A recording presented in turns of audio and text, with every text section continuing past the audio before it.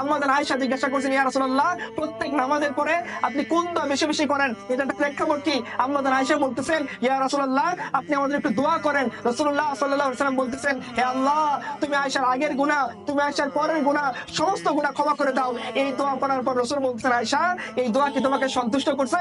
রাসূলুল্লাহ সাল্লাল্লাহু আলাইহি ওয়াসাল্লাম এই কথা শুনে কে না সন্তুষ্ট হবে?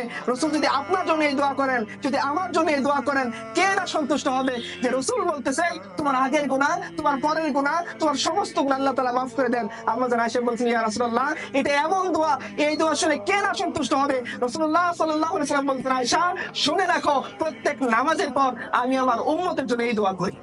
এত মুহাব্বতের যিনি নবী, তিনি যখন এই দৃশ্য দেখতেছেন যে তার সাহাবী ইয়াসির রাদিয়াল্লাহু আনহু, তার যে ওয়াইফ সুমাইয়া রাদিয়াল্লাহু আনহা, তার ছেলে আম্মার রাদিয়াল্লাহু আনহুমা, ইনারা যখন মুশরিকদের দ্বারা অত্যাচারিত হচ্ছে, তার কাছে এই দৃশ্যটা কতটা বেদনাদায়ক হয়েছে, এই দৃশ্য আমি বুঝে উঠতে পারবো না। শিয়াবে আবু তালিবের মধ্যে আপনারা যান, টানা কয়েক বছর এই মুশরিকরা তাদেরকে বন্দী করে রেখেছে, এমন জেল দিয়েছে গিরিখাতের মধ্যে যে মুশরিকদের চাপের মধ্যে এই আনসার, এই মুহাজির সাহাবীদের যারা ছিলেন মাক্কি সাহাবীদের বাচ্চাগুলো হাড্ডিসার হয়ে গেছে, তারা দুধ ম্যানেজ করতে পারেননি।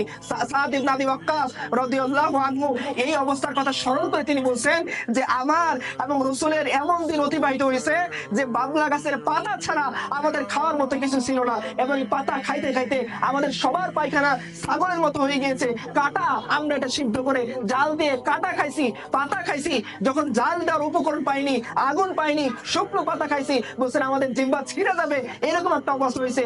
এই অবস্থা আমাদের রাসূল দিন পার করছেন। মুশরিকদের মন গলেনি। যখন কোনো বাণিজ্য কাফেলা আসতো, আবু জেহেল সেই বাণিজ্য কাফেলার কাছে গিয়ে 3 গুণ 4 গুণ বেশি দাম হাঁকিয়ে দিত, যাতে শিয়াবে আবু তালিবে যারা বন্দী আছেন, আল্লাহ রাসূল, তার সাহাবীরা এবং আরো বনু হাশিমের যে সমস্ত মানুষরা, তারা যাতে খাইতে না পারে।